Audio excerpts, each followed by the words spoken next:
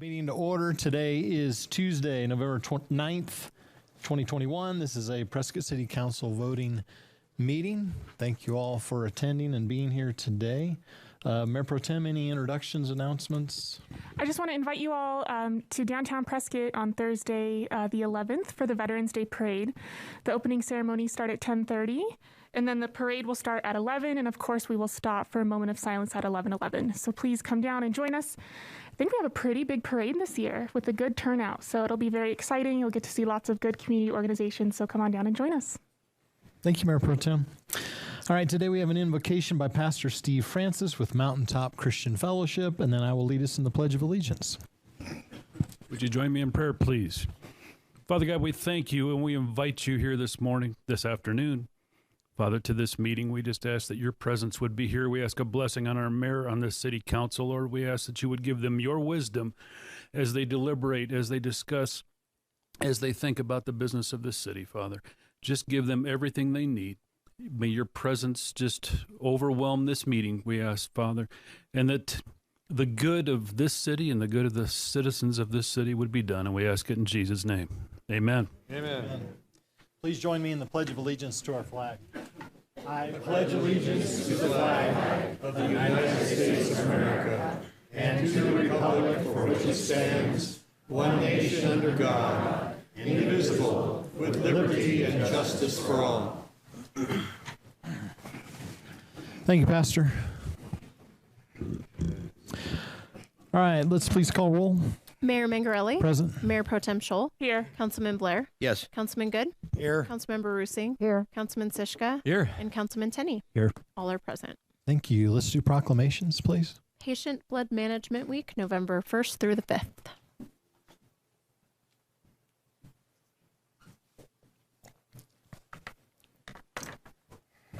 Oh, there we are. Representative from Dignity Health YRMC. How are you? I'm great, thank you. And please, after I'm done with this, if you'd say a few words, I'd appreciate it. Thank you.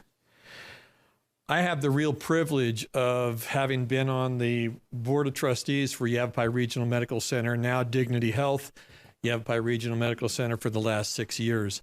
And it's been a real eye-opener for me. And so this patient blood management program is incredible. And so proclamation, Patient Blood Management Awareness Week, November 1st through 5th, 2021. Whereas the City of Prescott is pleased to join Dignity Health Yavapai Regional Medical Center, located in our city, as it celebrates Patient Blood Management Awareness Week, November 1st through 5th, 2021. And whereas Dignity Health Yavapai Regional Medical Center is staffed by professionals with a commitment to improving patient outcomes through optimal blood management. Whereas patient blood management is the appropriate provision and use of blood, its components and derivatives, and strategies to reduce or avoid the need for a blood transfusion.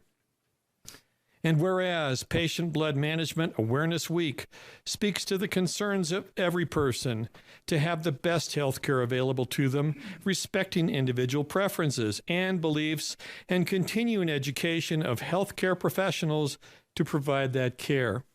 Whereas Dignity Health, Yavapai Regional Medical Center, that's quite the mouthful, is staffed by professionals with a commitment to improving patient outcomes and educating the medical community about the best practices in blood management.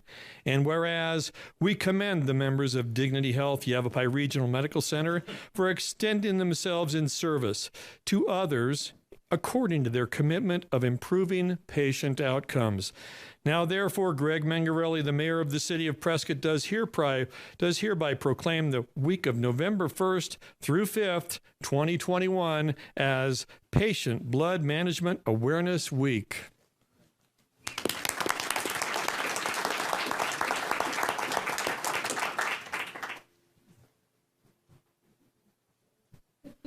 Where is? Thank you. Please say a few words. I appreciate that. My name is Beth Black, and I'm with Dignity Health, Yavapai Regional Medical Center, with the Patient Blood Management Program there. And when I was thinking about this proclamation, this is the 9th year that the town council has so kindly acknowledged the value of patient blood management. And that's really significant because last month, October 19th, the World Health Organization put out a policy brief that was really raising awareness of the fact that there is an urgent need for patient blood management globally. We've become very aware of how precious the resource is of blood that's donated, and all of us know the blood inside of us is really precious to us. And so it's really significant that Yavapai Regional has been practicing this concept now for beginning June of 2012 is when the administration agreed that this was a program to move forward. And at the time, the CEO, Tim Barnett, who I'm sure many of you are familiar with, he said so often in medicine, when we want to do very positive and helpful and kind of cutting edge things, it costs more money and it's very hard to do. But patient blood management doesn't. It saves money, it saves resources that are so precious in the community, and it's the smart thing to do. It's a win-win. So if you want to learn more about what it is exactly, please visit the yrmc.org internet site. We have under medical services a patient blood management department tab. Several programs that have been put on for the community the last few years are there. And then this month on YRMC Healthy Conversations, we've devoted time to patient blood management to explain what it means for you and I, everyday life. We don't want to walk around anemic. If we had surgeries coming up, if heaven forbid an accident or an illness, we don't want to be in that deficit in the first place. So we want to take good care of our blood health, and that's what this is all about. So thank you so much for acknowledging the importance of this again this year. We appreciate you all. Thank you. Next item. Next is a proclamation for Major Frank Schill Jr. Remembrance Day, November 20th, and we do have a video that we're going to show first.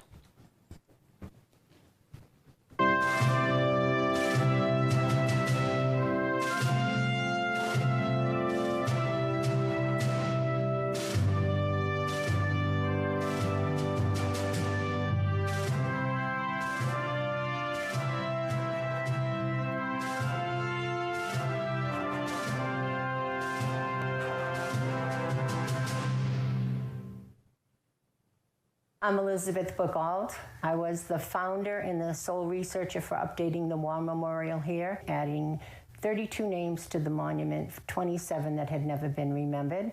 I am known as a very strong advocate for our fallen soldiers.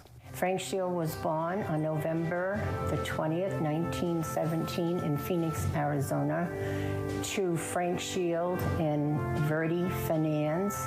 They moved to Prescott when Frank Schill was 3. At a very early age, he knew he wanted to fly. So at 7 years old, he was making his own model airplanes with his own little sticks and doing all of that. While in junior high, Frank Schill formed the first aeronautical program here. In high school, he was known as the Flying Cowboy. His motto was, he would rather fly than walk.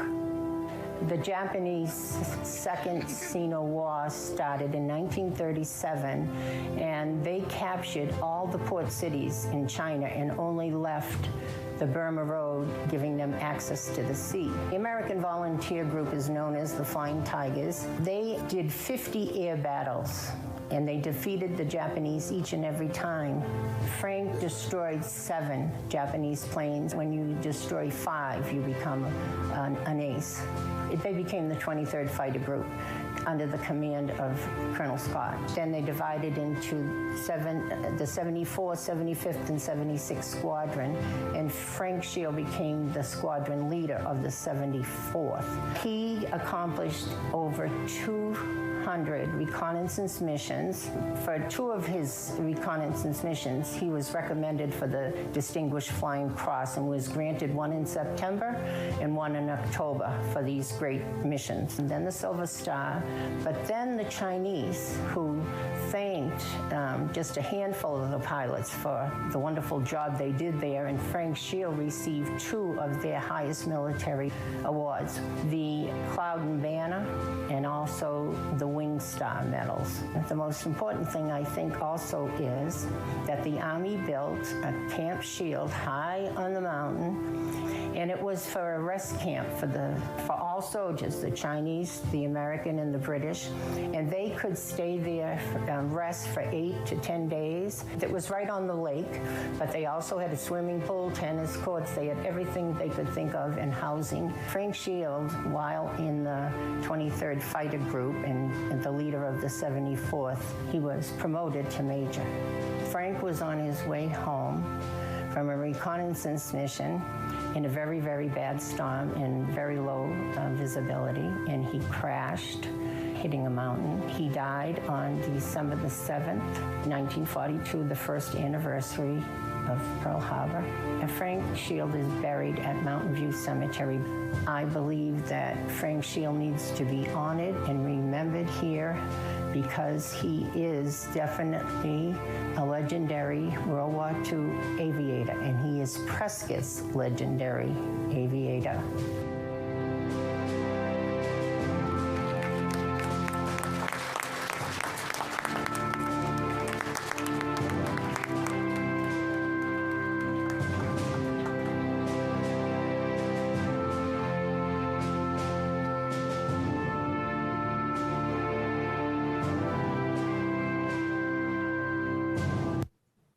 Credits in All right. Yeah, thank you. Well, Betty, come on up. I think of you, I call you Betty. I think it's just... Well, it's my honor to read this proclamation today. It's appropriate on the week of Veterans Day, having the parade here Thursday. And Thursday, we're going to honor our World War II veterans. We have several World War II veterans in our city. And so it's appropriate that we would do this proclamation today in honor of Frank Shield. And Betty, obviously, is the one who has championed this effort, very appropriate, and appreciate all that she's done and her passion about all of our veterans, and in this case, Frank Shield. Whereas Frank Shield Jr. was born November 20th, 1917 in Phoenix and came to Prescott with his family at the age of 3. And whereas in junior high, he organized the Prescott Junior Aeronautical Club, and in high school was known as the Flying Cowboy. Graduated in 1935, declining unemployment to West Point. And whereas after 2 years at the University of Arizona, he was accepted into the Army Air Corps, his motto was he would rather fly than walk. And whereas he completed basic training at Randolph Field, Texas, and was awarded his coveted wings as a second lieutenant on November 29th, 1939. And whereas Frank was recruited into the American Volunteer Group, known as the original Flying Tigers, in July of 1941. And whereas Major Shield flew with both the 1st and 2nd Squadrons, was the squadron commander of the Adam and Eves, and is recognized as an ace for destroying 7 Japanese planes.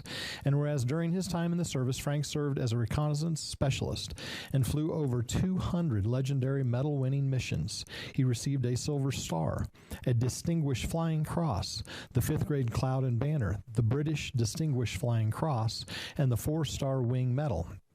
And whereas in honor of Major Shield, a rest camp for soldiers named Camp Shield was built in China.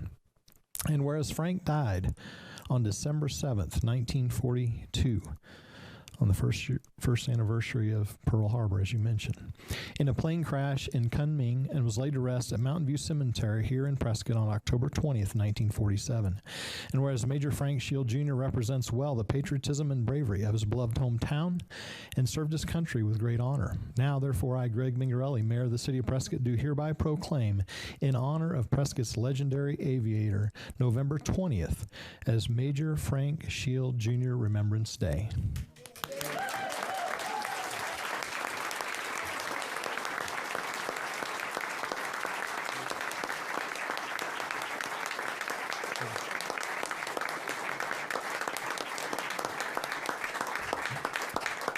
All right, Betty, would you like to say a few things?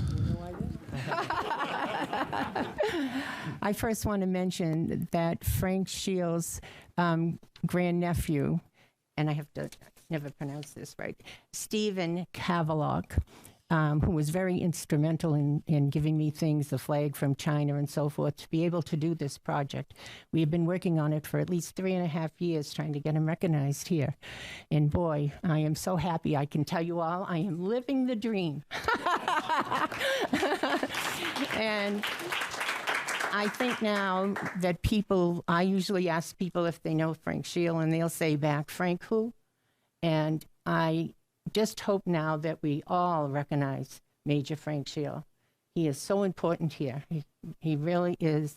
He was a local boy, and when I think of really his life, when you think of it, living here since he was 3, then going to school, and then going to college, but then right into the American Volunteer Group, and then getting killed. He never really had much of a life like we all have. And we certainly need to keep honoring him and remembering him. So I am so thankful to the mayor for getting this through. And I also want to thank Mr. Heine and Robert Milligan in the group that did the video. I cried when I saw it. But I also want to thank Michelle Rush, and I want to thank Tori and Sarah. They were all very helpful with me with the proclamation, and I love talking to Michelle Rush. So I want to just thank all of you, and that includes all of you too. And one last thing.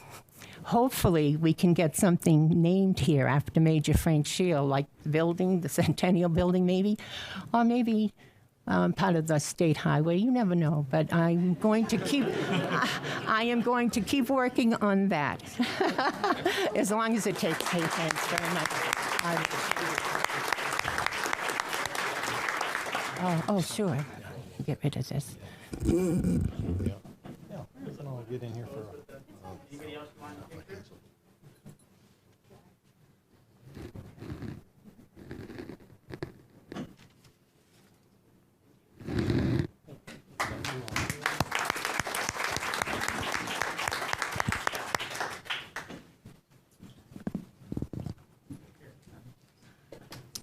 Next, we have a presentation from Sherry,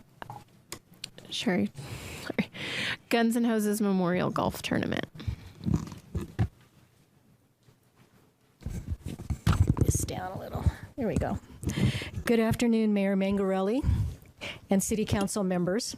My name is Sherry Hanna, and I want to thank you for giving me this opportunity to speak to you regarding the John Hanna Sr. Guns N' Hoses Memorial Golf Tournament. The 6th annual John Hanna Sr. Guns N' Hoses Memorial Golf Tournament was held on Sunday, August 29th at Antelope Hills. Once again, the tournament was a sellout and great success. I want to thank Lamb Chevrolet, who has helped sponsor our tournament and provided our hole-in-one prize for many years. It's always very special to see the brand new Chevy Blazer provided by Lamb Chevrolet parked on the 6th hole as the hole-in-one prize. I also want to thank Gunsight, who supports our tournament, and the many local merchants and individuals in Prescott who donated a raffle prize, sponsored a hole, or put a team together to play in our tournament. I also want to thank the management and restaurant staff at Antelope Hills, who work with me diligently to help make sure this tournament is a success. And of course, I want to thank the many volunteers, some who are here today, who volunteer their time to be at the tournament all day to help make sure the tournament is a continued success. Many of you knew my late husband, John, who was a Prescott police officer and former Prescott City Councilman. This tournament was set up in his memory and the special brotherhood relationship that existed between the Prescott Police Department officers and the Prescott firefighters, all working together as brothers in community service. Every year, the funds from the raffle prize ticket sales and the whole sponsorship fees of this tournament are split between the Prescott Police Department and the Prescott firefighter charities. This year, $5,000 was raised and will be split between the Prescott Police Department Shop with a Cop program and the Prescott firefighter charities.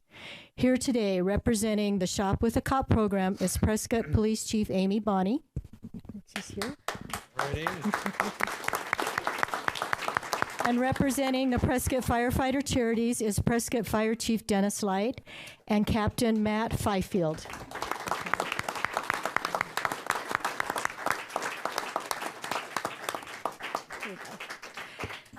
I would also like to present the mayor and members of this council the golf towel that is given to every golfer who participates in the tournament. Councilman Blair and Councilman Shiska are great supporters of this tournament and have generously donated raffle prizes in the past.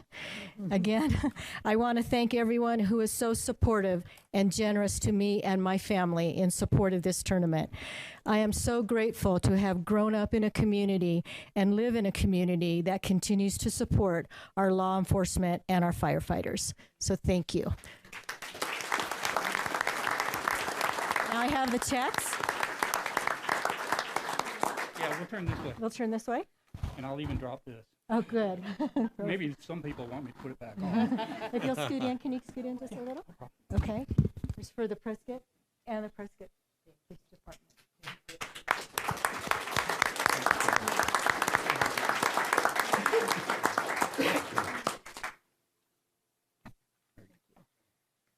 Thank you so much. Thank you, Sherry. Thank you, Sherry. What a great event. Appreciate your support in the community and your support of our first responders. And John was a special man. We appreciate his service to the city and to our community. So thank you for helping us remember him. Let's move on to the consent agenda. Is there any item that any member would like to pull from the consent agenda today? Yes, Yeah, go ahead, Councilmember Rusey. thank you. I would like to pull item 8F. F. F is in Frank. Okay. Anyone else? Entertain a motion at this time. Mayor, I move to approve consent agenda items 8A through 8E. Second. I have a motion and second. Please vote. Passes 7-0. Okay, thank you. Let's move on then to item 8F. Councilmember Rusey. Thank you. I would just like to make the comment that this sign plan amendment went before planning and zoning, and then it came to us for a vote.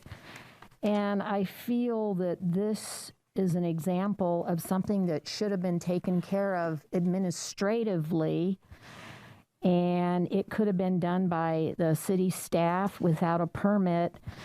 And I just would like to maybe make the suggestion that we look at some of these sign permit ordinances, because this was a sign that was on the side of the dealership's building to direct customers towards their customer service area. And I feel that it's something that didn't really need to go to planning and zoning, and it could have been done administratively by city staff. Okay. We'll look into that. Okay. Thank you. Excuse me, I just make a comment. Tammy, why do these things come to, why does this particular sign package come to planning and zoning and then to council? So it was a process. The comprehensive site plan pack application is a process to allow for it's usually for centers, but for larger businesses to come forward and ask for additional signage beyond what's allowed per our sign allowance in our code. Rather than going for a variance application, which is a lot of times what you'd see in most jurisdictions to ask for more signage, you have to prove a hardship that runs with the land. And sometimes there really isn't like that type of hardship that would qualify. So this process was set up. So it goes through a formal process, somewhat of a formal process. It goes to planning and zoning and then ultimate approval for city council. It is something we can look at possibly as another process, as recommended from Councilmember Rusing. So it is something we could look at. Maybe there's another way of processing these. I guess I'm just surprised that, there are some things which people really object to being administratively approved, and then all of a sudden, why are we not administratively approving? So, I guess I wanted to know why, just, to stow it away here. So appreciate that. I can't imagine the touch mark of the ranch sign being administratively approved without public comment. And I suppose the answer now is the Land Development Code requires it. Yes, that's the process. The council wants to change that in the future. If they think this is too onerous a process or something they want to see, that's something we can look into. But right now, the law requires it. For cutting red tape for things like this. Thank you. All right, thank you, Tammy. You're welcome. Entertain a motion. Mayor, I move to approve consent agenda item F. Second. Have a motion and second. Please vote. Passes 7-0. All right, let's move on to consent ordinance. Adoption of ordinance number 2021-1784, an ordinance of the mayor and council of the city of Prescott, Yavapai County, Arizona, authorizing the bidding and purchase of a perpetual right-of-way easement from the Arizona State Land Department for the city's Zone 56 water tank project, and authorizing the mayor and staff to execute any and all documents to effectuate said purchase. All right, entertain a motion. Mayor, I move to approve or adopt consent ordinance item 9A. Second. We have a motion and second. Any discussion? If not, please vote. Passes 7-0. All right, let's move on to item 10A, please. Public hearing and consideration for a new Series 12 restaurant liquor license application from Brenda Marie Clauston, applicant for Colt Grill, location 202 South Montezuma Street. The application fees have been paid. The signs have been posted for the required 20 days, and staff has reviewed the applications and determined that they are in compliance. No public comments have been received. All right, anybody from Colt Grill here? Hi, you're way back there. Well, we're very excited to have you over here on the corner. I understand you guys are going to be opening fairly soon. I stopped in there, I think last week possibly, to kind of see how things are going, and really appreciate your investment in the city, and it's really going to enhance or extend Whiskey Row to the south there, I think. So thanks for what you're doing.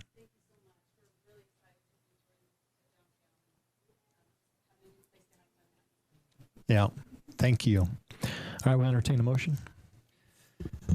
Mayor, I move to close the public hearing. Second. Motion and second, please vote.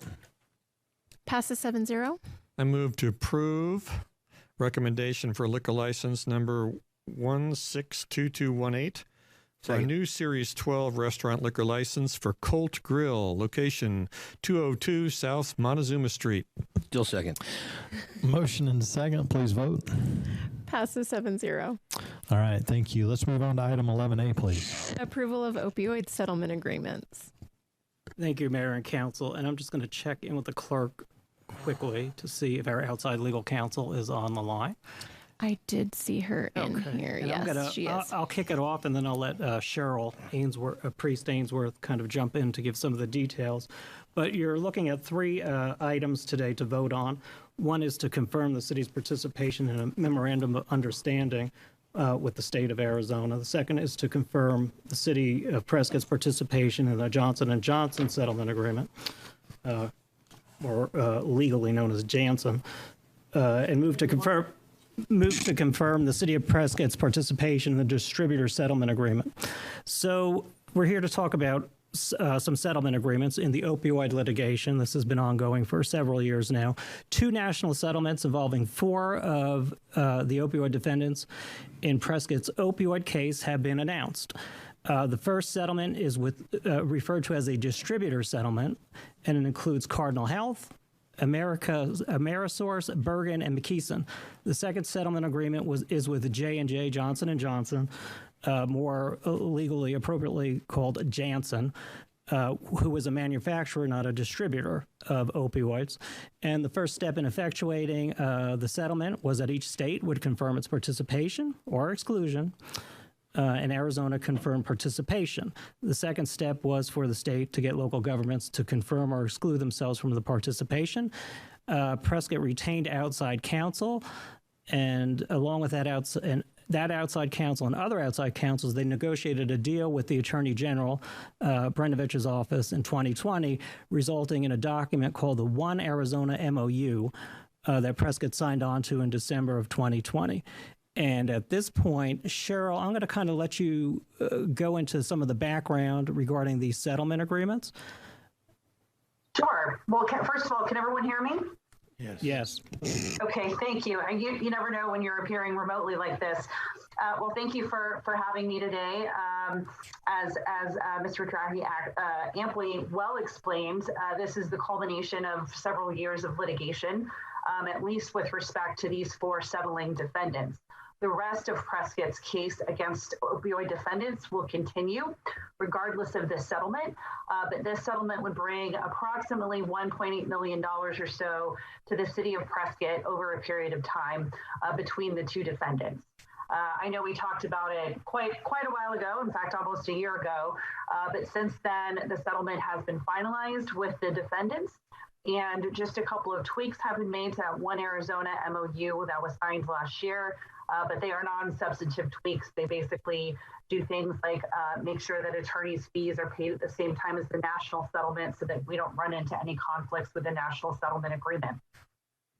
I should clarify, because I told you about a year ago, I'll tell you again, we currently have a contingency fee agreement with the city of Prescott for this representation that provides that outside counsel would recover 20% of whatever is recovered as its fee. We are waiving our contingency fee agreement, and the contingency fee or the attorney's fees in this case will be either fully funded by the defendants, and any backstop would be made up by all the money that comes into Arizona some of that being set aside so that Prescott's share wouldn't be reduced by 20%, as would be the case under the contingency fee agreement. So that is another change that has occurred. And we've also agreed to cap whatever we get from the defendants and from the monies that come into Arizona, generally to no more than 15%. So I don't know, Mayor, if the council has any questions, we're happy to address those, or if you want to take some public comment, or if you're ready to make a motion. All right. Thank you, Mr. Petracchi. Let's do council comments or questions. Councilmember Rusing. Thank you. I just did some quick math, and this isn't going to be distributed in one payment. It's going to be spread over 18 payments over 18 years, so it comes out to about $83,000 a year. And we also have some strict guidelines as to how this money can be spent. It's not just a windfall. So I just have a question. Is it going to be put into a special trust fund or some sort of a separate fund? And then we get to vote on how it's going to be spent, for example, on drug education prevention programs. I just wanted to see if we have even gotten that far. Yes, I'm happy to answer that. So the Johnson & Johnson or Janssen settlement is actually paid over 6 years. The distributor settlement with the 3 distributors is paid over 18 payments. You're correct. And there is an exhibit to the MOU. I believe it's Exhibit A. That is perhaps one of the most comprehensive permitted uses that we've developed in the country. Other states have been a bit more restrictive. We tried to get as close to, law enforcement and opioid kind of adjacent expenditures as we could. But no, we have negotiated so that the funds will come directly to the local governments so that we can avoid the expense of an administrative trustee or applying for grants and getting pre-approval. So no, but there is a post-use reporting. It's actually mutual reporting that the state has to report how it uses its money, and all the local governments will report to the state how it used or how they use their money. But it is not a pre-approval process or a trustee process. Okay, thank you. Councilman Good. Thank you, Mayor. I just wanted to remind the community at large what a dramatic impact that our city experienced when we were dealing with these hundreds of unlicensed sober homes that were, quite frankly, exploiting the insurance coverage of many of the people that were coming to Prescott to try to save their lives and become at least functional members of society. So we at one time had north of 250 of these homes in our residential neighborhoods, and it took a very diligent effort with our state legislators, specifically our Representative Noel Campbell, who was able to get a permissive ordinance passed in the state legislature that allowed communities like Prescott to be able to engage and regulate these homes. And fortunately, with that process, we were able to reduce those homes down to what are primarily the legitimate operators, and we have about 30 of those in Prescott today. So clearly, these overprescriptions, use of all these opioids impacted our community so dramatically. And it's right that we entered into this arrangement with the outside attorneys to advocate for the damage that was done to our city, the extra costs that we had to deal with our public safety officers, whether it was responding to 911 calls or the law enforcement that we needed. So we've been monitoring this process for the last several years as the settlement moved forward. I think we had quite effective outside counsel and legislation or representation to get to this point.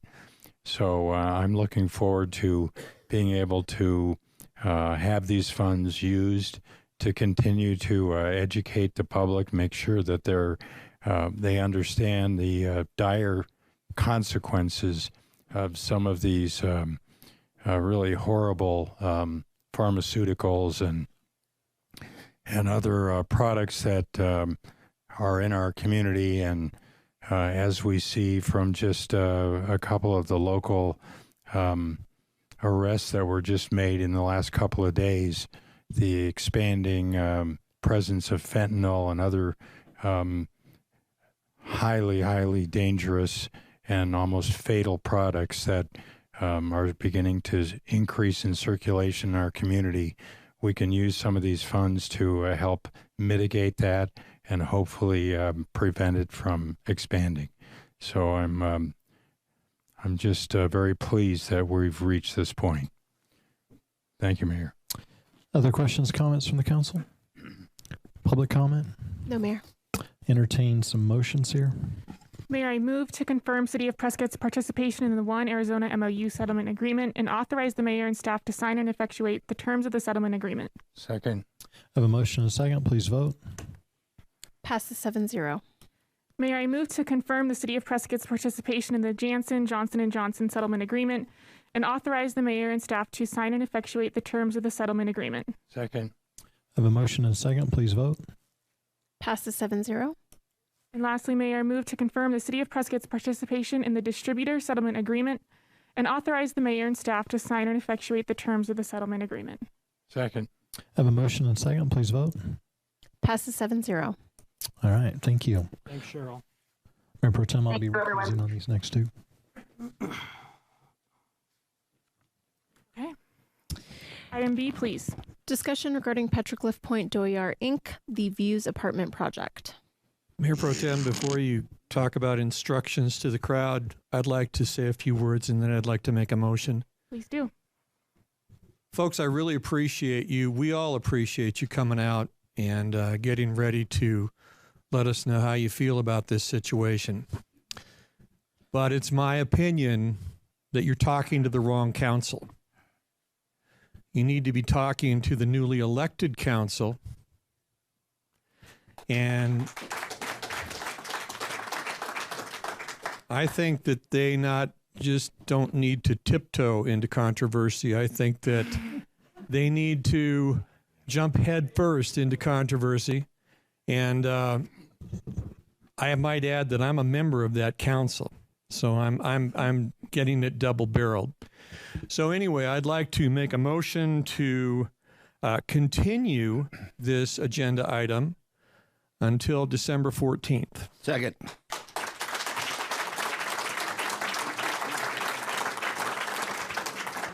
We have a motion and a second. Are there any other comments from council members before we vote? Yes, please. I'd like to make a comment. Oh, I'm sorry. You're welcome.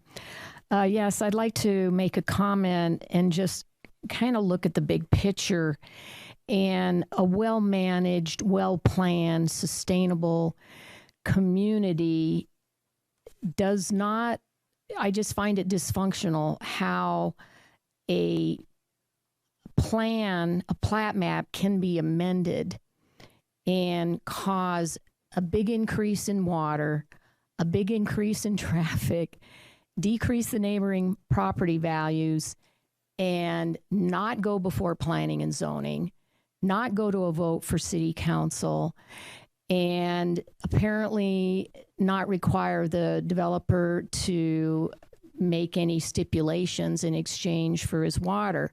And then, as you saw earlier on the consent agenda, we had a sign on the side of a dealership on the car lot out there, had to go to planning and zoning and had to have a city council vote. So it sounds very dysfunctional, and we've got our work cut out for us in the future to clean up these outdated ordinances and codes and tune up our resolutions so that this kind of thing doesn't happen and our neighborhoods are protected. Thank you.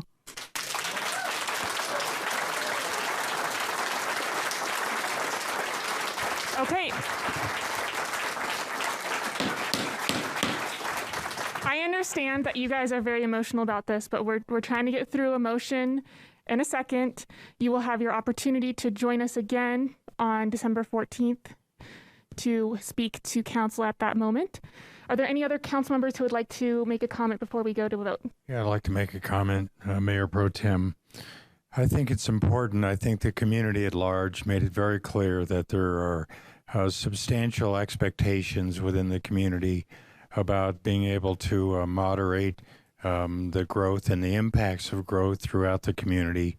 And I think it's appropriate that this and this particular development and developments in general that will impact the public health and safety, impacts of traffic growth, how we manage our water, etc., are allowed to be addressed by this new council, since this new council will be making the decisions on those issues and having to deal with the consequences of those decisions. So I want to make it clear that none of us have been granted a magic wand. We still have to deal with our land use codes, the legality of things that we can and can't do. And I think giving it a little bit more time for the community to understand those issues will allow us to be able to make a more acceptable decision on this and other projects once the new council is seated. Thank you. Okay. Thank you, Councilman. Any other comments before we go to a vote? Let's bring back the antelope. Okay. We have a motion and a second. Please vote. Passes 6-0. Mayor Pro Tem, I'd like to also make a couple of comments and make another motion. Yes. On this next item. You know, folks, it's a whole lot easier to run for office than it is to govern. And so I think that the folks who are coming up on council need to own this situation and jump right into the controversy. And so I am moving to continue item 11C until December the 14th. Second. Okay, we have a motion and a second. Any comments that you'd like to add, Council? Hearing none, we have a motion and a second. Please vote. Passes 6-0. Okay, thank you. So these items will be placed on the December 14th agenda for council's consideration at that point. You are more than welcome to join us at that council meeting on December 14th at 3 o'clock in these chambers. Thank you. And we're going to just pause for a moment while folks exit, and then we'll be moving on to item D. Okay, if you can quietly exit, that'd be great. We're going to move on here with item 11D, please. Approval of WSA 21-018, a water service application submitted by Granite Dells Estates Properties, Inc. on behalf of owner Granite Dells Estates Properties, Inc., location APN 103-04-009 and APN 103-04-009V. Good afternoon, Mayor and Council. Gwen Rowich, Public Works Deputy Director. The item before you is a request for a water service application. I've put the map up on the screen here that shows the location of Granite Dells Estates Unit 4. It's located off of Granite Dells Parkway and Dells Ranch Road. It's right here on the southeast corner. This is State Route 89A to help orient you to where you're at. And this black line here indicates the City of Prescott city limits. The city limits is actually the yellow line. My bad. It's the yellow line. City limits right here. Thank you, Joe. So the project is located right here. The application is part of the procedural pre-annexation agreement, City Contract 2008-164, and the agreement for potable water, City Contract 2008-165. This project will be provided water through the Granite Dells Estates contract. The Granite Dells Estates master plan provided for a maximum of 1,384 dwelling units. To date, the city has approved 1,043 dwelling units. After this project, there will be 68 dwelling units remaining within the Granite Dells Estates contract. A water demand analysis was provided by the applicant based on an average water use of 0.17 acre feet per year per dwelling unit. The estimated potable water demand for this project is 46.41 acre feet per year. We were asked the question during the water issues subcommittee meeting about the landscaping for this project. So we did a little research into the city's utility billing records, which we used to identify water needs for landscaping within Phase 4. The total landscape water consumption for all of the existing Granite Dells Estates is approximately 3 acre feet a year. Based on the land area, we believe that Phase 4 will use just under or at about 1 acre foot per year for their landscape water needs, based on what they are using in the existing Granite Dells Estates project. It's important to note that the majority of the open space will remain native and natural. The landscaping is primarily along the roadways and in common areas for use by the residents. On November 2nd, the Water Issues Subcommittee recommended to move this to council. The vote was 2-1 in favor of approving the application. Mr. Fan is here with us today, and I'm happy to answer any questions you might have. Okay, thank you, Gwen. I appreciate that. I don't see Mr. Fan here yet. Maybe he's en route. Well, Kevin Horton with Lion is also here with us. I'm sure he could answer any technical questions. Okay, very good. Thank you. Questions, comments from the council? Councilmember Rusing? Thank you. I just wanted to make the statement that I'm being asked to approve water for a development, and I really have not had any intelligent, coherent discussion about its impact on traffic, roads, fire and police coverage, and we do have a new council being seated, and we might have some changes, kind of a new look at our water policy. So I just think I've just got too many questions. Plus I have some airport questions about this property. So I just can't support it right now as it is. Any other questions, comments from the council? Any public comment? Yes, Mayor D. Carter Labarge. You have 3 minutes.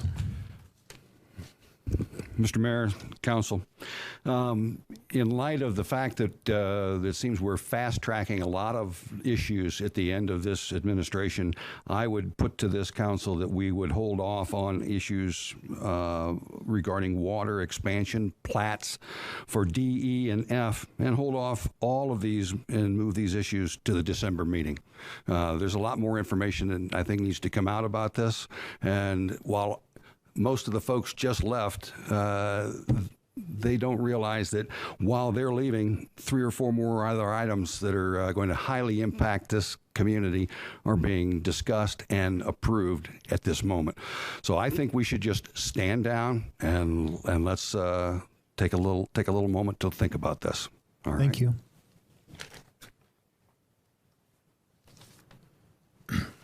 Mayor, I'd like to just ask a couple of questions. Did this entire development go through a planning and zoning review as far as its ingress, egress, road design? Thank you, Mayor. I'm George Worley. I'm the planning manager for the city. The preliminary plat for the entire Granite Dells Estates went through planning and zoning process, went through the city council, and was approved. It was revised earlier this year. It went through Planning and Zoning Commission and council and was approved a second time. So it's been through both of those processes.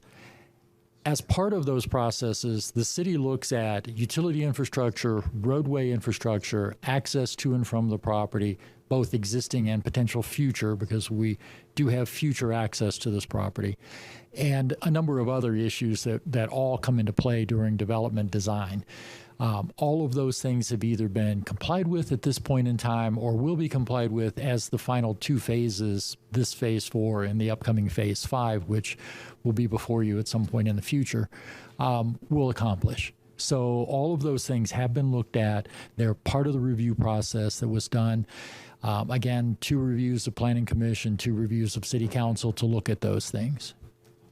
Well, I'm pretty familiar with the navigation easement requirements and the fact that Granite Dells Estates disclosure, in my opinion, was quite inadequate. And also being able to make sure that every new homeowner has a very legitimate, fully disclosed checkoff to make sure that they understand exactly what the aircraft impact will be in these home lots. So I understand there's been maybe an advancement or an agreement by the developer to do a more legitimate navigation easement for every new homeowner. Is that correct? We were operating under an interpretation by a former city attorney that the plat note was sufficient. As you recall, in discussions more recently, the most recent former city attorney felt that that was, in fact, not in compliance with the language in the Land Development Code. And we've had conversations with Mr. Fan about this particular phase and the upcoming Phase 5, and he has agreed to comply with the language of the Land Development Code to its fullest. So how do we know that is a fact? Are we going to be presented with some material that will be included in this proposal for approval so that we know for sure that it's going to be done correctly? I've heard numerous times from other developers that they assured us that this was going to happen, and it didn't. The process that we set out with Mr. Fan in discussions was one that we've used for other things. In order to record the final plat, they will have to record the easement and notate the easement recordation number on the plat so that we know the easement's been recorded. The easement to be recorded will be provided by our legal department, as with all of our navigation easements. It comes from us to the developer, not the other way around. Once that easement's been recorded and once the recordation number is written on the plat can be processed in the normal way with the mayor's signature and then recorded at the county. So we will know the navigation easement, our navigation easement, has been recorded before the final plat can be recorded. Is this development within the soundproofing requirement area as well? The language relating to sound mitigation for developments in the area covers everything within the airport notification area. So yes, it is. So it will in fact be required to meet those design and construction standards. We're working on a modification of that now, changing the language that's in the land development code, the zoning code, the wrong place to put noise mitigation, and moving it into the building code. And that's something you'll see before long. That change will have specific requirements and specific conditions to reduce the interior noise level by certain decibels, depending on how close or far you are from the airport. So that's something upcoming. This area will be subject to it by the time they're ready to start building. So is that another reason why we should probably postpone the final approval on this before or until we have that land development code enacted, so we can make sure that the soundproofing is appropriate and adequate? That would be a question for you and your fellow council members. Staff's perspective is we believe we'll have that language in place before Mr. Fan's anywhere near ready to start building houses, or Dorn Homes, who will actually be the...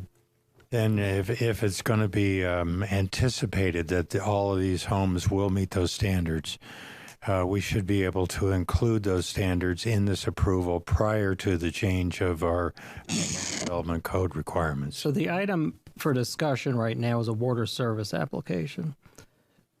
Perhaps those discussions are more appropriate for the second item, which is the plat. So you're expecting us to approve the water first before we really know what we're approving it for? They are combined. They could reverse the order of the agenda items. Yep. If you're more comfortable discussing the first item, which you're sort of down the path anyway, discussing abrogation easements regarding the Definitely plat. are related. You can do that. Mayor, is that something you're more comfortable with, is just allowing them to discuss the final plat, which the questions seem a little bit more appropriate for than a water service agreement? Well, we're well into it already anyway, so might as well. Let's do item 11E then in this case, and then we'll come back to item 11D. Anything else on 11E at this point in terms of a final plat? And is there a presentation that you want to do, Gwen or somebody on the file? Okay, George. I can do a quick review of I had a presentation, but we've already addressed a big piece of it in the conversation, so I'll run through this pretty quickly. This is a request for final plat approval, and as we are all aware, final plat approvals are basically a determination that it's in substantial conformance with the preliminary plat. It's not a reapproval or reassessment of the original plat design. That was done under the preliminary plat process. In this particular case, because the property is in fairly close proximity to the airport, the questions that were asked about noise mitigation and the abrogation easement are appropriate. They need to be addressed as part of the plat final approval and or part of the recordation. The area in question is just this portion of Granadell's Estates. It is phase 4. It will ultimately have a phase 5 that will take up the remaining 68 lots that Gwen mentioned earlier. In this particular case, the lot layout, the arrangement of streets is very close to this being the preliminary plat, this being the final plat, very similar. As you know, there are specific criteria in Resolution 3213 that specifically lays out what council uses to make that determination.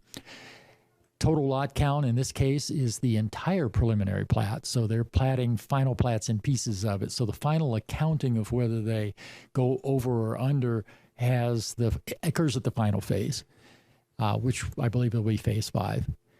The determination of other things such as character, external street connectivity, external boundaries of the subdivision all fall within the boundaries of the preliminary plat and are in conformance with the preliminary plat.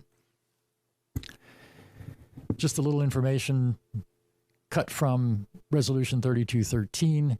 As you can see, there's no increase in the number of lots. That actually can't be determined until the last final plat comes in. Exterior boundaries remain the same. Exterior connections of streets all remain the same. Average lot sizes are within the 15%, though this is a planned area development, a PAD as designated here, and that 15% is not a limitation on it.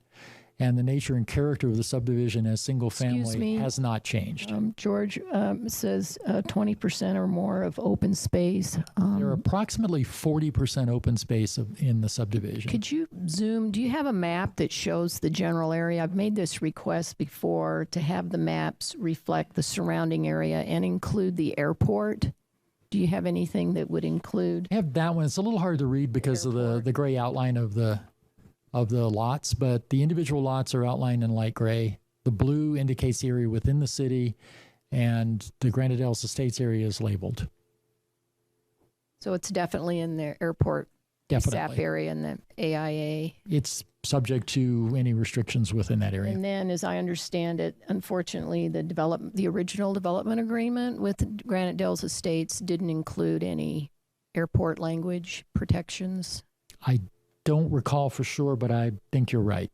And so as a result, all the other phases are not going to be governed by any navigation easements or changes in our code, just this phase here. That's correct. So I think it's probably, a good idea that we delay it till we get our codes in order, because, we've already let all the other phases go through. And I really think that we need to make sure we get this one, All we're looking for today is substantial conformance to the preliminary plat. And so if it meets that threshold, I don't feel like we have any legal basis to vote no.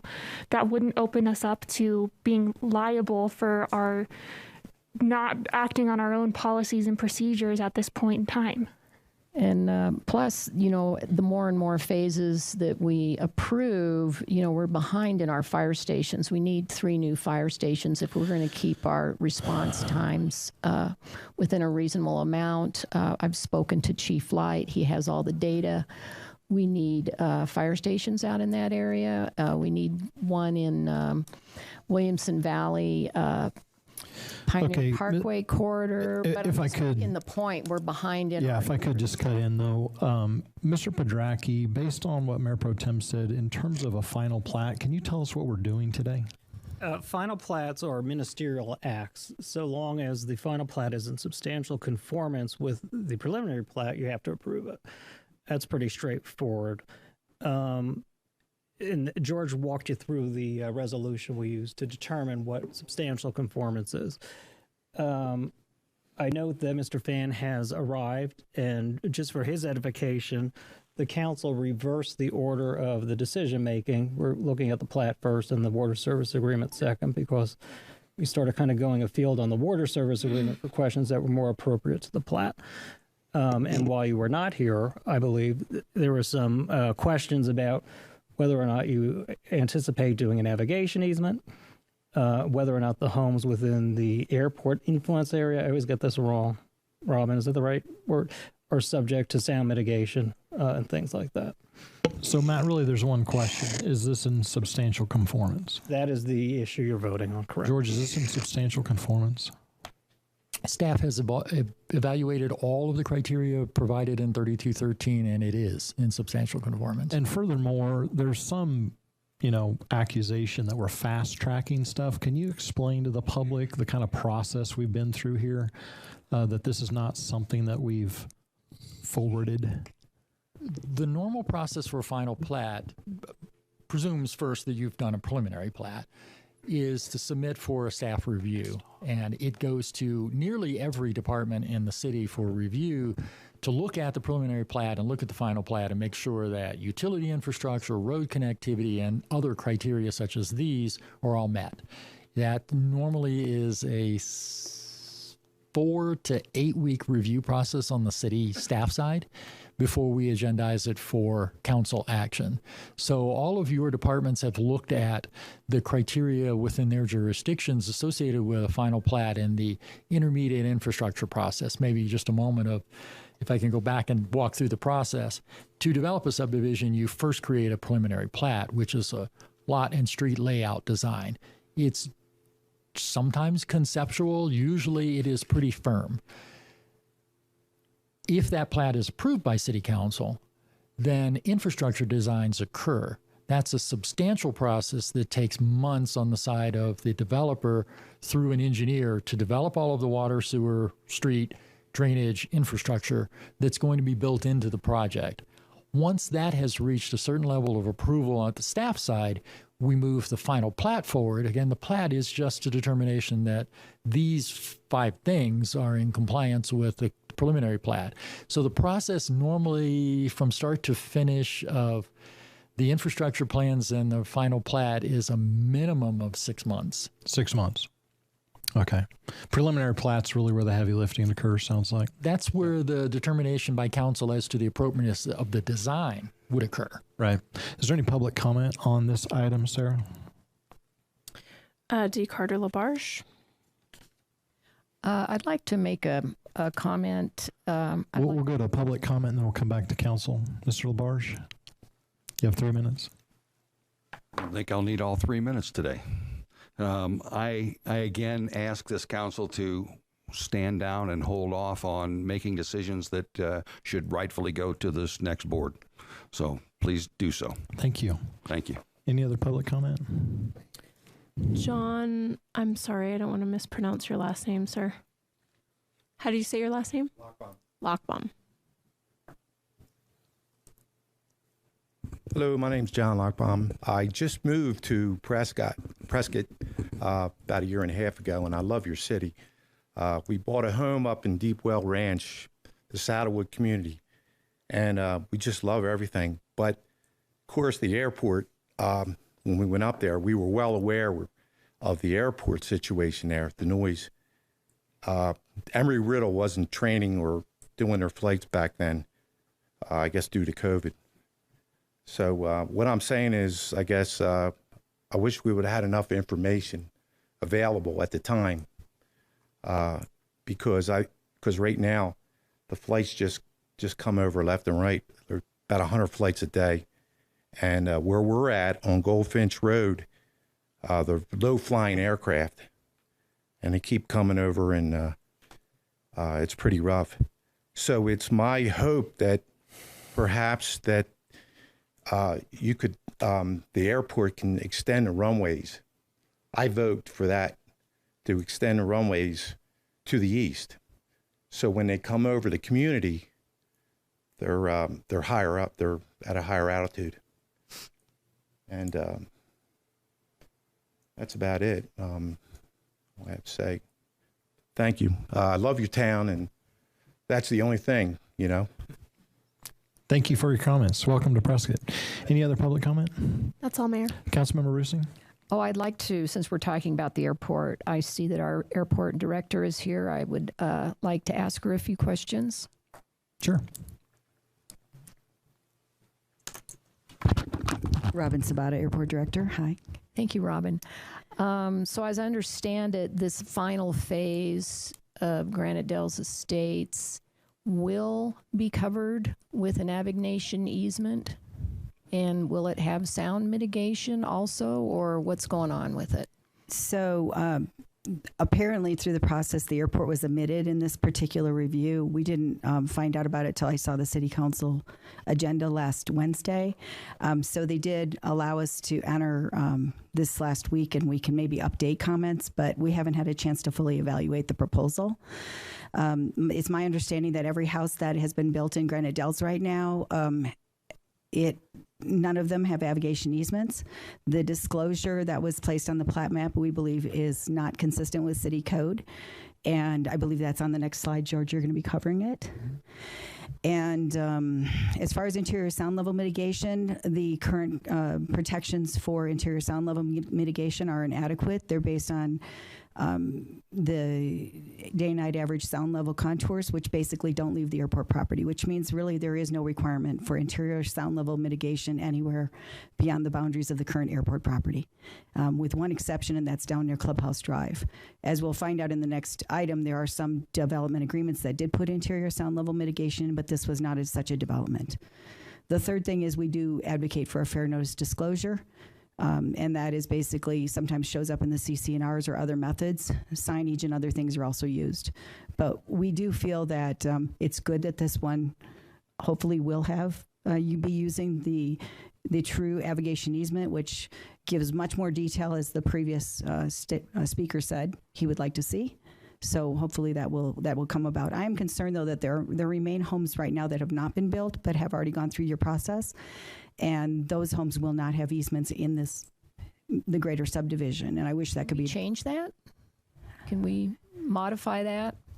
I think bilaterally, the owner, And Mr. Fan. I guess we'll pull you back to the agenda item as best as I can. It's a final plat for Granite Dells Estates Phase 4. If those are items you're interested in changing in the future, you can add them to the agenda. Excuse me. Certainly we could change them, but right now the Land Development Code, I would imagine, has some noise mitigation requirements.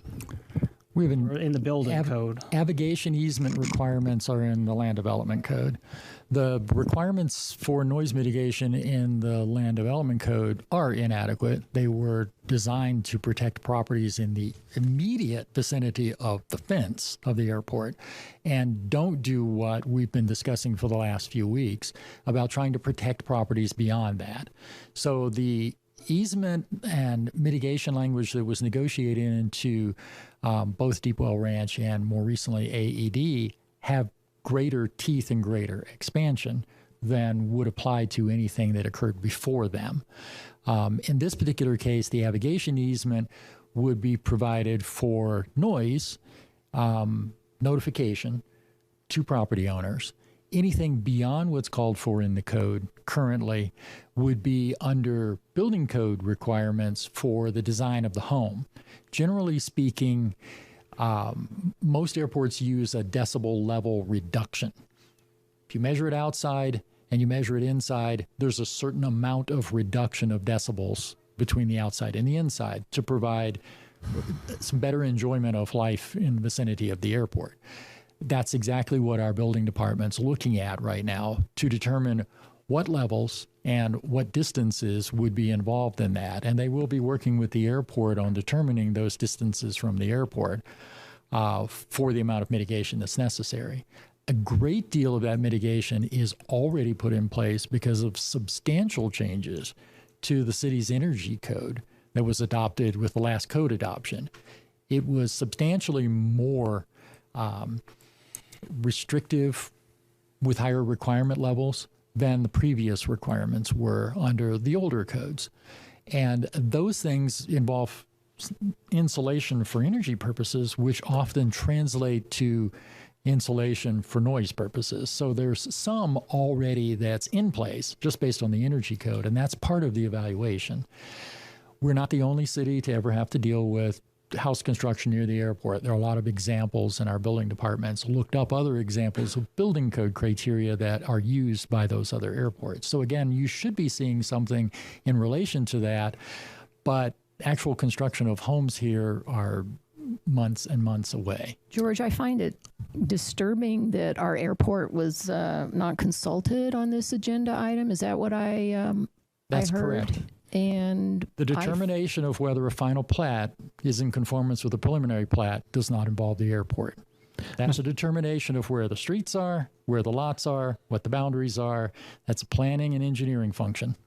So even though it's in the vicinity of the airport, the development agreement didn't include the airport, and you're telling me that this didn't really have to include the airport. I think doesn't that's have to include the pretty airport. Dysfunctional. Thank you.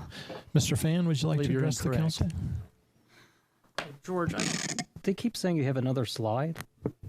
Are you done? This is basically it, except Okay. for a motion. I just want to make sure I wasn't missing. Yeah, I'll just try to clear things up a little bit. Regarding the water service agreement, I have a contract with the city of Prescott that defines the terms of the water service agreement, and I'm following the terms, and I would hope the city would too. I don't know how else to say it other than that. I annexed this property in to the city of Prescott 15 years ago, and I counted on an agreement with the city of Prescott at that time. And there was a lot of discussion about the city following up with their side of the agreement. So there's teeth in the agreement because there was questions about that. But I would only ask the city to follow the agreement that's been signed by both parties. Regarding navigation easements, couple quick things. Phase 4 is 3 miles from the main runway. 3 miles. Phase 4, if you look at, thank you, Robin, for this. Here is the traffic patterns, both downwind, upwind, base, and then obviously approach and takeoff. We are way down here. So from a practical standpoint, I think the issue is not huge. My opinion, obviously prejudiced. Regarding the navigation easement, Article 5, the LDC says, prior to the issuance of any building or development permit within the noise compatibility zone, the city will require a navigation easement. And it goes on to say the same navigation easement will be required within the airport influence area as authorized by the city. I'm in the airport influence area. I'm on the far corner, but I am. The code says I'll have a navigation easement. I'm prepared to follow all city regulations, all codes, and all agreements with the city of Prescott. Thank you, Mike. What about the houses that have been approved but haven't been built yet? Would you be willing to include those? Most of those are not owned by me anymore, so I can't answer for almost all of those. There are either lots that have been purchased by builders or lots that have been purchased by homeowners. Okay, and again, we're off topic. So the item before you, and Mike just, I think I explained, we're doing the final plat first, then the water. So we're talking final plat now. Yep. And again, the legal standard is the final plat in substantial conformance with a preliminary plat. I call the question, Mayor. Yeah, thank you, Mr. Fan. Thank you. I'll make a motion to approve FNP 21-005. Second. I have a motion and second. Please vote. Passes 6-1. All right, and then we're going to go to item D, water service application. We've already had the presentation. We've had the public comment. I'm entertaining a motion. Mayor, I move to approve WSA 21-018. Second. Motion and second. Please vote. Passes 6-1. All right, let's move on to item F, please. Approval of final plat for phases 6 and 7 of Westwood Subdivision in Deepwell Ranch, located west of Willow Creek Road.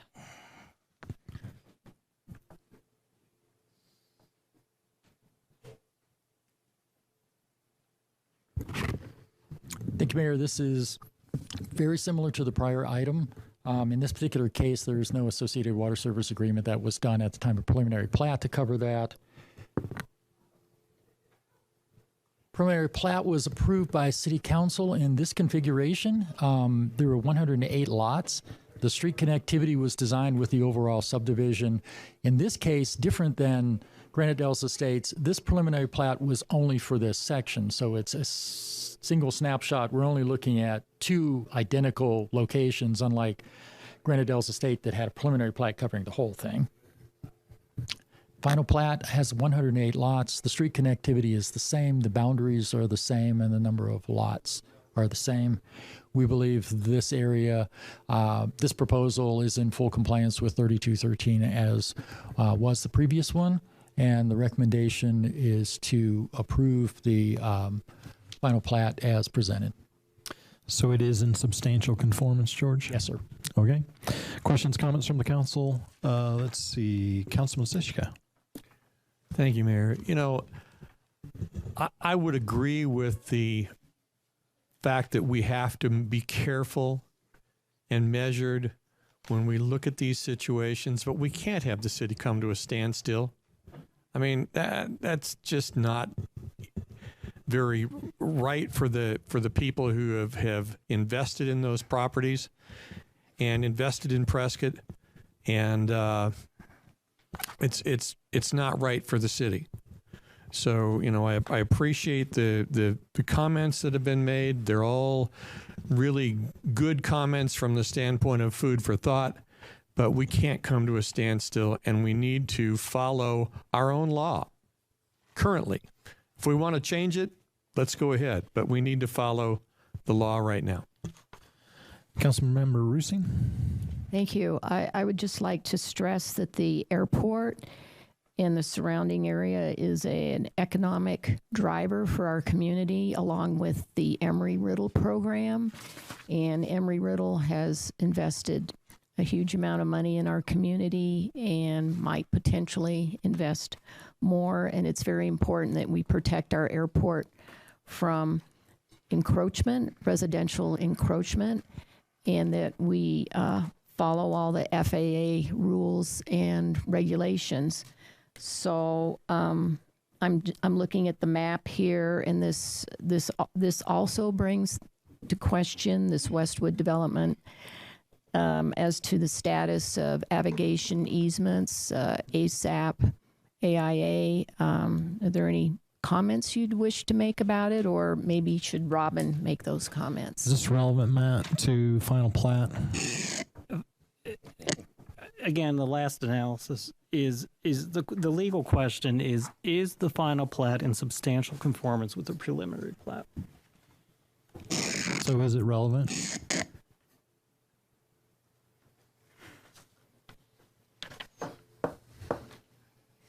No. Okay. Not for a vote on this one. Okay.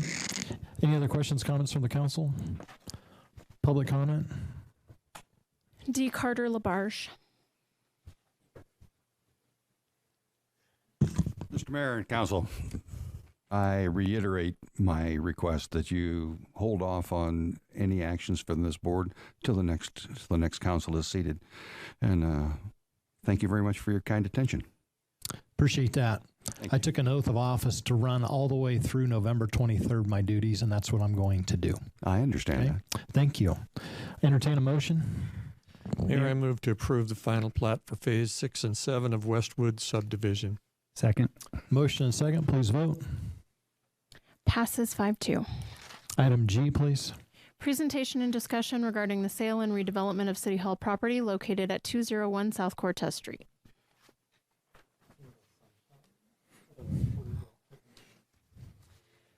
Good afternoon, Mayor and Council. Please bear with me while I pull up a couple of documents here. And let's see.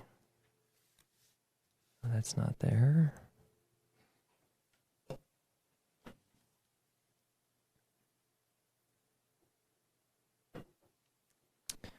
Okay, here we go.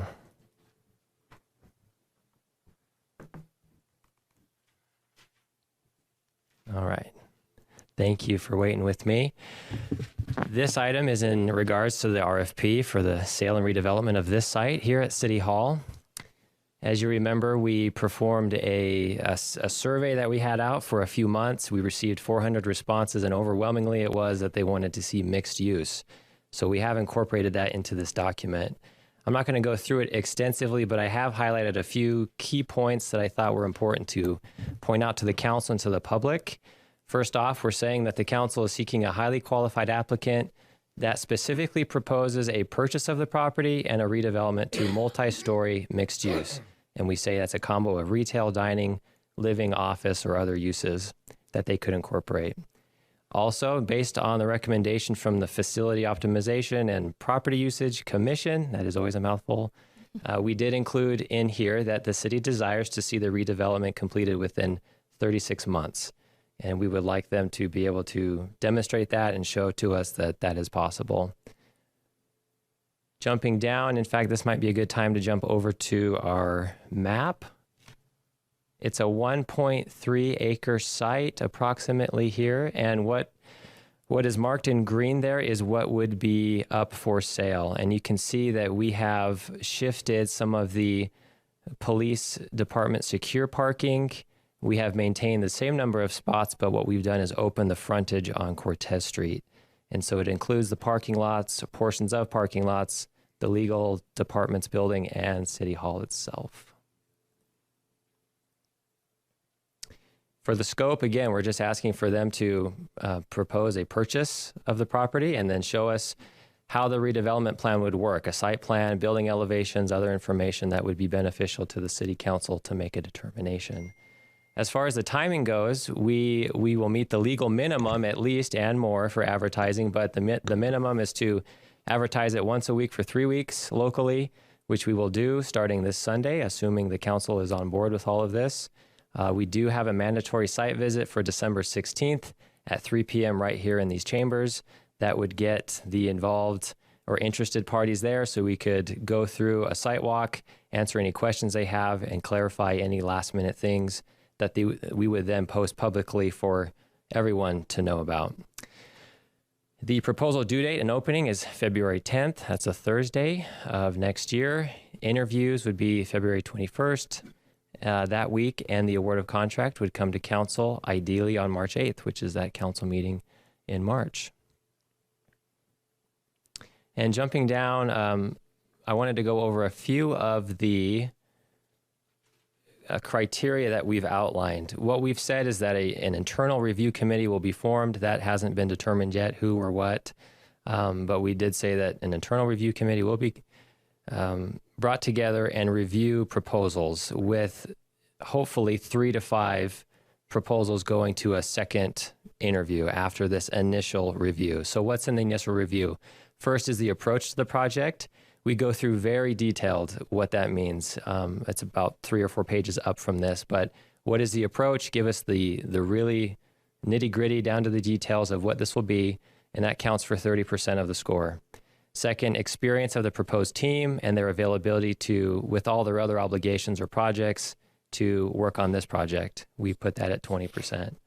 The overall purchase price proposal, we marked at 30%, and the ability and commitment to deliver a completed project within 36 months, we also put at 20%. These are the highlights of the RFP. Other than that, it's pretty boilerplate language that we typically have with these types of documents. I'm happy to answer any questions or take any feedback you have. Very good. Thank you so much, Tyler, for your work on this. Very, very important, as you know, this corner here on the plaza. And it's a great opportunity for the future to have something here, you know, for decades. So again, thank you for your work on this. Very, very important. Councilmember Rusing? Have we gotten an appraisal on the property? I can't remember where we're at with that. In the past, we have. So we have outdated appraisal numbers, but we are working on getting current appraisals for it, yes. Okay. And also, have we thought about maybe listing with a commercial broker also?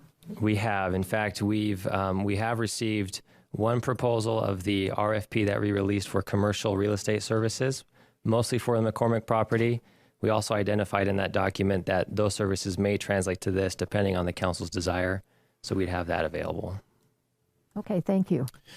Yeah, and on that note, I would see this very differently than McCormick. McCormick is more of a local play, in my opinion. This corner is a national project. I mean, it's a project that should attract nationally some of the best firms in the country to do something amazing and have the kind of capital they need to do it. And so I guess I would be more in favor with the RFP of just making sure that we send it out far and wide. Michael, I'm sure you have some ideas how to do that. You know, it may come up in the course of this several-month process that you want to have a commercial listing agent involved. You certainly could bring them along whenever you felt like it. Tyler and I have talked too. We're not the first municipality in the country to do something like this. In fact, a lot of this has been done in the Valley. And we're going to kind of scour beyond all the ways you get the word out under normal circumstances when you're unloading a commercial piece of property. But, you know, what did the city of Phoenix do to get people interested in redevelopment, and who was the redevelopment partner, and target the mail outs to entities like that? And not just in the state of Arizona, but, you know, I think the whole country. City of Tulsa did a project. There's a lot of instances where, for one reason or another, cities own downtown property and they're very interested in it being redeveloped, and they're trying to find the right partner. As you get into experience on working with this, it's always good to have somebody or an entity that's gone through a public-private partnership, which at some level this is going to be. So. And I will add, Mayor, if I could, that I have heard back from the city of Phoenix as of today. They outlined their process for me, which is very helpful. So we'll be utilizing some of the things that they've done, as well as using national commercial real estate platforms. We have access to those that we can use. Very good. Thank you. Councilman Tenney. So I really appreciate that we're looking at this holistically. A huge component, obviously, as we look at this, will be how much money that we're getting for this property, which will be great to offset the cost of the new city hall. But I also appreciate that we're looking at making this a gem for Prescott going forward. I feel like there's a really good balance between things. I'd like to add just one other thought, if I could. We've had a lot of discussion in council about the amount of traffic into town. We had a presentation, it's been probably in the last couple of months, about commuter traffic. If I wrote down the figures correctly at the time, we have 8,822 people who commute from Prescott to other cities daily, which is a substantial amount of people. We have 17,118 people who commute to Prescott daily to work. I don't know that we can fit all of them into this new development, but I wonder if there might be things that we could do here to incentivize taking a little bit of a bite out of workforce housing need that we have here in Prescott. I talked with Joyce Leary as I saw this coming up on the agenda and asked, what % of our City of Prescott employees actually live in Prescott? I was surprised by the results. You might be as well. Of our employees of the City of Prescott, only 46% live in Prescott, 54% live outside the city. And if you look at our firefighters and down to our police officers, only 36% of them live in the City of Prescott. And possibly some of them live outside because, they're next to Grandma and Grandpa in Prescott Valley, or they've got a big piece of horse property on Chino Valley that attracts them or whatnot. But I would guess it comes down to affordability in many cases. And I wonder if, once again, I'm not looking for this entire piece of property to be affordable housing, but I wonder if we could add just a component in there to incentivize including some workforce housing in addition to the other housing that might be in there, and what that might look like. What are your thoughts around that? Well, you may start. I think it's a very interesting idea. I think, just like any project, you could give some level of extra credit to housing that was commensurate on the wages of, or a portion of a large development, that they were setting aside at least some units for people that are cops and firefighters, and something you didn't mention, but your other hat, teachers. I'm not a big advocate of getting too involved and trying to tell the private sector how to do it. Right. But what if you said, here's the base 100%, but we'll give you some extra credit if you find a way to have some units that people that actually work in this community could live in this community. Sure. I don't think that government should typically be in the But business we own this dirt, right? There you go. So, there you go. Right. It's a situation where we have an opportunity to take a little bit of bite out of it and set an example. And leave it to the council's discretion about whether they want to award it based on any extra credit based on the nature of the proposal you get. That's how I would structure it if you're going to do something like that. Sure. Okay. Yeah. Again, I asked Joyce about salaries as well. One of our City of Prescott firefighters, if they're the single income in their household, can roughly afford a house that costs $288,000. We don't have too many houses like that here in Prescott, and so it makes sense to me that we are adding to our traffic burden and making ourselves less attractive as an employer, et cetera, by not taking a bite out of a real problem, which is workforce housing here in Prescott. To Clark's point, if 2 units, one to a cop and one to a firefighter, and the cop could walk across the parking lot, I feel like we did something. Mm-hmm. Just a thought. It's a good thought, Councilman. I appreciate that. And we always need to be looking for ways to tackle workforce housing, attainable housing in our city, because more and more we're losing that battle because real estate prices are going through the roof right now. So any way we can do it, we should look for those ways. As a citizen of Prescott, I'd love it if the city was doing something to help more than 36% of my police officers live in town. Mm-hmm. Yeah. Very good. Thank you. Anything else from the council on this? Yeah, Mayor, apparently my request button is not working too well. Burned out. I know a couple of years ago when the FOPU group was looking at redevelopment or trying to find a new city hall location and things like that. We did ask for some proposals, and at that time, I think we only got one that came in. So I want to make sure that this kind of a crown jewel of developable land around the courthouse is really broadly made available for substantial development applications. So I don't want to be too restricted by the amount of time that we solicit proposals. Make sure that we do have a broad reach like that, and you know, this is probably going to be the biggest development that. And probably the last major development that will come into the downtown core. So we want to make sure that we have enough choices and enough really significant developers are aware of this, so we can make the best choice for the best development that we can possibly have. So I think you're right, reaching out to some of the communities down in the valley, which should be beneficial, but also being able to probably engage a legitimate commercial real estate company to market this is going to be quite important. So let's not rush through this. Let's take our time on it and make sure we get the best possible group of choices so that we can make the best final decision. Very good. Thanks, Councilman. And you are right. We only had one proposal. The biggest difference that I want to remind everyone, though, is on that RFP, we're asking the developer to include City Hall and all the space that we needed on this property, which was an extremely difficult thing to do, which is why we probably only got one. So I think changing that on this RFP will make a huge difference where we don't need to accommodate any city services on this property. Any other questions, comments from the council? Public comment? No, Mayor. Entertain a motion? Oh, wait.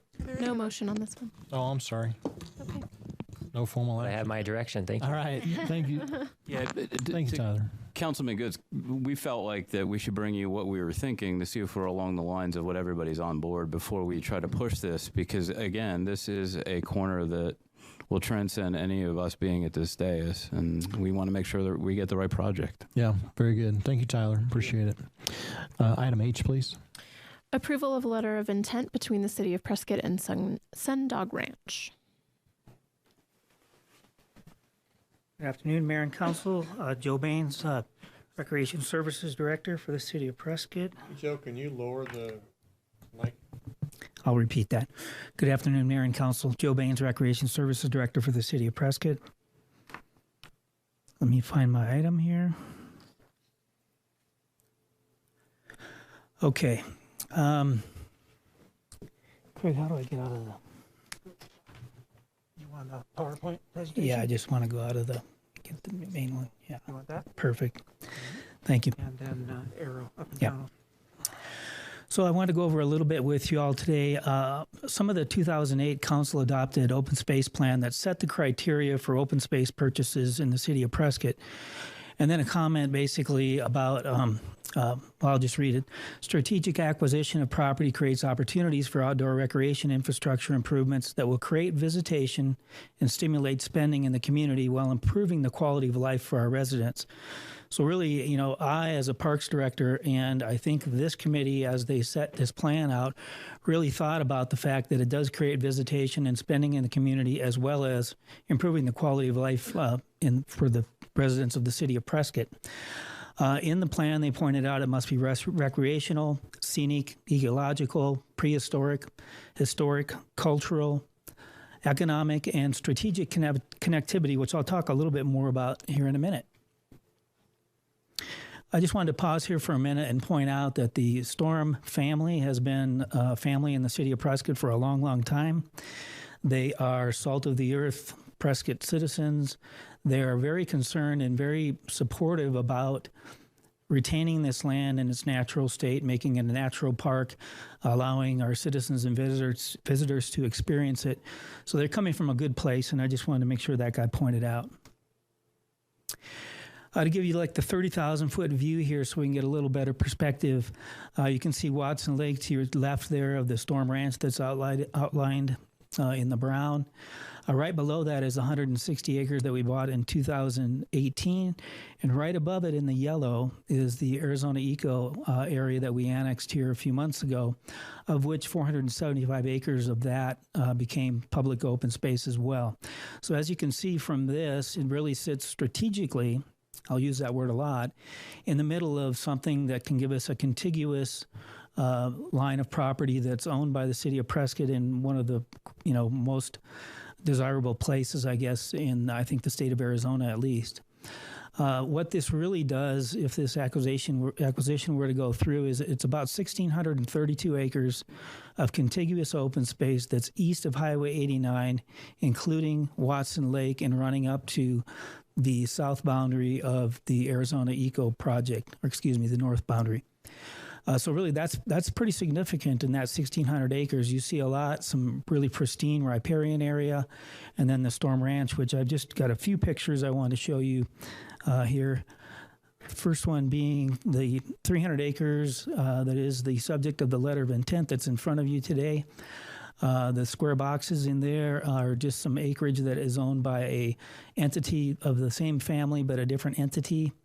And the homestead is just above the rectangular box that sits right down below that rock outcropping.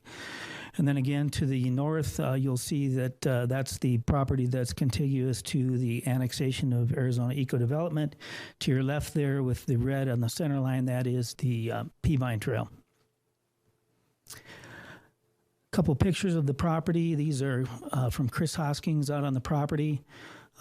Very significant boulder outcroppings, but it's really got a mix of other beautiful attributes as well. A little bit of a meadow and some of this here. This area right here is sometimes called the Gap. Some of you may have been up there before. It's a great viewing area. The family used it a lot for their picnics. It really sets up well for a destination spot, if you will, again, for picnicking and hiking and all those things that we'd like to introduce to the area. So really pretty area there. And this is looking back towards Watson Lake on the Storm Ranch property. And I'm developing some drone footage for something as we bring these sales agreements forward that'll probably give us a little better visual to what the property looks like. So I want to go over some of the summary of the deal points in the letter of intent. Of course, it's a non-binding expression of basic terms and conditions for the purchase of the ranch. The city will purchase the property contained in parcel number 103-04005 at $20,000 per acre. That is that area where I showed you where the gap is. That is that 80-acre piece.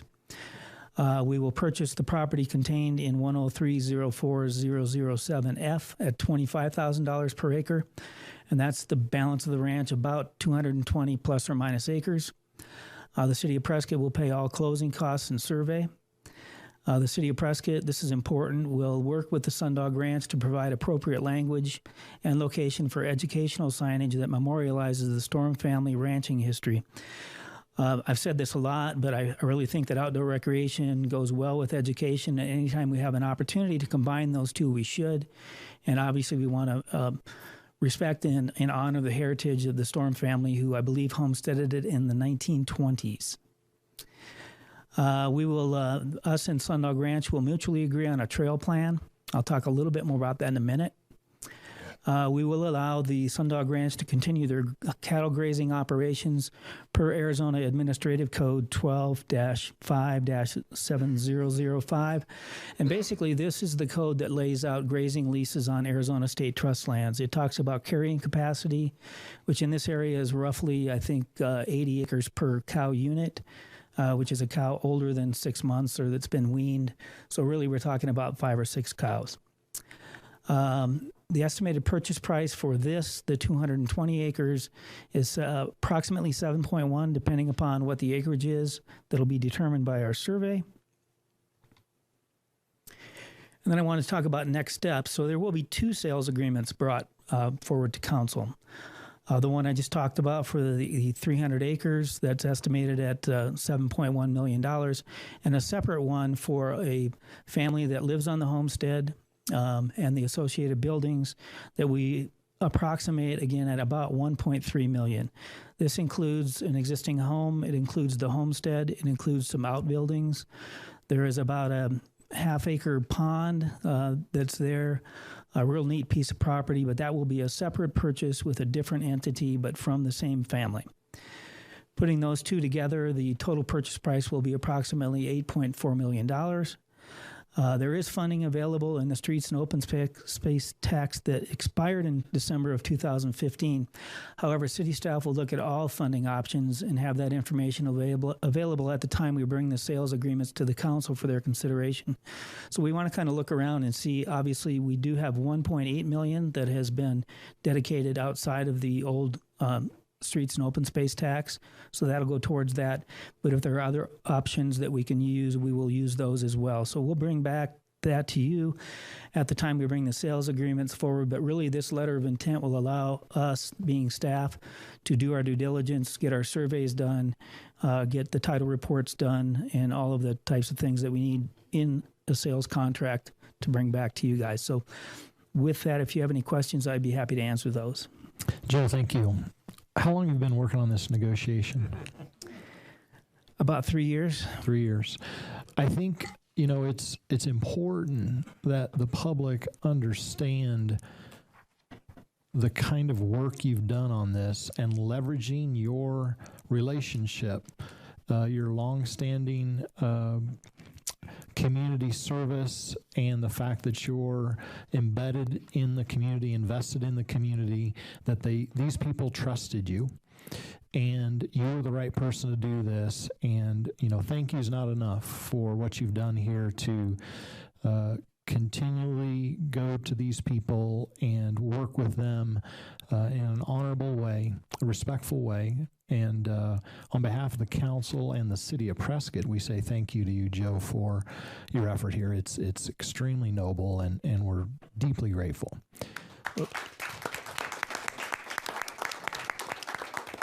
Thank you for that, but I think more importantly, it's this sitting council that gave me the support. We've talked about it obviously in executive sessions. So really, it's the direction from you guys that set the policy. I'm just the guy that goes out and follows that. Understood, and I appreciate that, and I'm going to get to that. Councilman Blair, you have 20 years of service, and you set a legacy for this city to preserve open space. You helped with the purchase of Willow and Watson Lakes, and now, my friend, as a result, to my tally, we have about 1,000 acres of open space that this council has preserved once this transaction happens, which means that you're responsible for thousands of acres of open space here in the city of Prescott. And I appreciate your leadership. I appreciate the fact that you started that ball rolling. You saw the importance of open space, and you followed through when it was difficult. And I just want to say thank you for what you've done for open space and a regional park. And I intend to properly honor and recognize you at our next meeting. So thank you for what you've done with open space.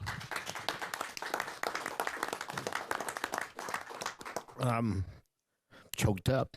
One quick thing, Joe. If you'll go back to the very first slide you had on there.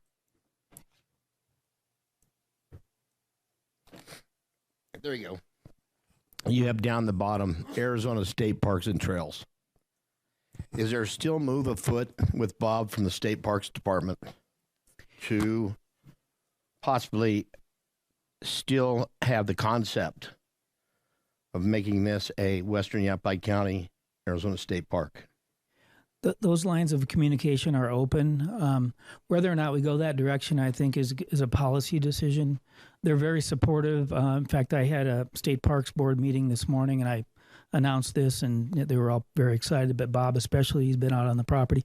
So, Councilman Blair, to answer your question, possibly, I feel like we can manage this just fine. But if there's some financial motivation from Arizona State Parks to get involved, that's a different story. I guess the reason why I'm bringing it up is financially it's important to know that there's a lot of things that we can do with all this land. I think if you consider Watson and Willow Lake and all the things that we have purchased now, we're close to almost 3,000 acres, are we not? Yes, we're 1632 over here. Watson Lake is well over 500. Yeah, we're 3,000. Okay, so you got a 3,000 acre park. Just so that people know in this community, how much money have we spent in sales tax dollars to purchase these properties? Roughly, if we go at this, about 18, about 26, 27 million. Okay, so that's an investment in the community. The reason why I bring up the things about support of this park, there's things that you and I have talked about of expanding the park, light on the land, but putting in fishing areas and such. But I also want to make it known that it's not only the city of Prescott's park. We're in Yavapai County, and I'd also like to see, hopefully in the future, that we lobby Yavapai County and their parks money to help support an employee to help offset some of the costs of the city. So those are the things I'm looking at that you and I can share later on, but I think there's some opportunities for more funding, more avenues to be able to do some more maintenance things that we can't hardly afford to do because we just bought it all. So now we need to work on preserving it, maintaining it, and making it the best it can be. Very good. Thanks, Councilman. I guess the last thing I was going to say is just let the record show that this council has a priority in purchasing open space, that it's very intentional, and we don't just talk about it, we actually get it done. And I'm very proud of 474 acres with AED, with 160 acres that we did initially, and now these 300 plus acres here just recently. And so thank you, Joe. Thank you, city staff. Thank you, Michael, and thank this council. Yes. Let's see, Councilman Tenney. So I've been working with the city council for about 9 months, and there's nothing that we've done that I'm more enthusiastic about than this. I even made myself a couple of notes. I'll be brief, and you can save yourself even more time by not clapping at the end. But I just want to share a couple of things. I'm really glad to be able to share this publicly now. As you mentioned, Joe, you've been in negotiations for years on this and been keeping us updated in executive session. And we've had people during that whole time saying, why don't you prioritize open space and whatnot? And all I could do is smile and say, you know, that's a really good idea. Here we are doing it. I love it. I think this checks a ton of boxes for us as a city. It preserves the legacy of the Storm Ranch and their family. And we can't thank them enough, as you've said, for their willingness to work with this city and to prioritize land preservation over pure monetization. So that's terrific. This agreement will prevent future development in that part of town. We don't have to talk about plat agreements there ever. I love that. That's great. Who cares how close it is to the airport? It's terrific. That's all get out there. That's right. This development, like Mayor Mangarelli mentioned, it demonstrates clearly that this city council places a high priority on preserving prime open space where we can. We do that when we have the support of important organizations like Save the Dells, and we do it when we don't have their support as well. It's something that we have prioritized all along, and we've gotten some things done. And the figures we've talked about, 3,000 acres, just 1,000 on that side of Watson Lake and the prime of the Dells. Oh my gosh, I love that. I can't wait to see what Chris Hosking comes up with in terms of a plan for trails, and obviously in conjunction with the Sundog Ranch folks to introduce people to what the Seaver and Huddleston families have had for years and are willing to share with us now. I love it. This agreement also honors the commitment that Prescott made years ago to invest substantial amounts of money in open space. And so people are saying, you didn't use enough of that tax for that. Well, this answers that. We weren't able to talk about it, but I think we're getting to where people wanted to all along. And then I'll do what everyone has done so far, and to thank you, Joe, for your role in this, the way you've represented this city over the course of months and years with this. You're a man who's patient, who engenders trust, and who sees multiple sides of an issue and who doesn't give up. Thanks again. Thank you. Appreciate you. Very good. Thank you. Councilmember Rusi. Thank you. Thank you, Joe. We're thrilled beyond belief. And I just hope that this momentum keeps snowballing and we move towards our regional park goal. Thank you. Councilman Good. Yeah, I'm just so incredibly pleased and proud of all your efforts, Joe. And quite frankly, all your continuing efforts, Steve Blair, over the many years to get to this point. even though we've been exposed to the negotiations, the 2 steps forward, 1 step back types of processes when we thought we were close, and then it looked like there was another wrinkle that came in and put us back for a period of time. And I agree with you, Councilman Tenney, not being able to really share this with friends, family, the community at large, etc., even though that we knew that this was a consistent, ongoing effort, that with Joe's ability to create the trust necessary with the families there and finally be able to reach an agreement so that we could proudly incorporate this tremendous, valuable amount of land. It's just so exciting, and it's such a special opportunity to be sitting on this council when we finally got this completed. So I know it's a letter of intent, but I know that the parties involved are all committed to getting this completed. So I just couldn't be happier and prouder of your efforts, and for the community to understand how much we've been working on this. And I can't even include myself in that period of time, especially with all the things that Steve's worked on for so long. So it's it finally fills in that last gap, and if we can get the State Parks and Recreation Department to maybe help out as far as making it accessible to more and more residents and tourists and visitors, and also for the county to realize that it's a hugely valuable amenity that will attract visitors, that will benefit the county and our neighboring cities and towns as well. It's just a wonderful achievement. Thank you. Other questions, comments from the council? Yeah, I think there's, one thing should be noted, that this was never easy. And Joe, you were part of it. Yeah. There was some animosity that went along with this property. Sure. And everybody kept saying, why don't you buy it? Why don't you buy it? Why don't you buy it? And you know what? If people don't want to sell it, they don't want to sell it. And so the more push that came, the more shove came. And at the end of the day, Joe just kept on them, and they kept getting older and everything else, and they saw the benefit to the community. But before, you're going back to 2000, 2001, there were some people that did not trust the city of Prescott. They had some animosity towards council, and it just goes to show over a period of time that some things can heal. So, thank you. Councilman, before you make the motion, we do have one public comment. Is that right? Tom Rusing.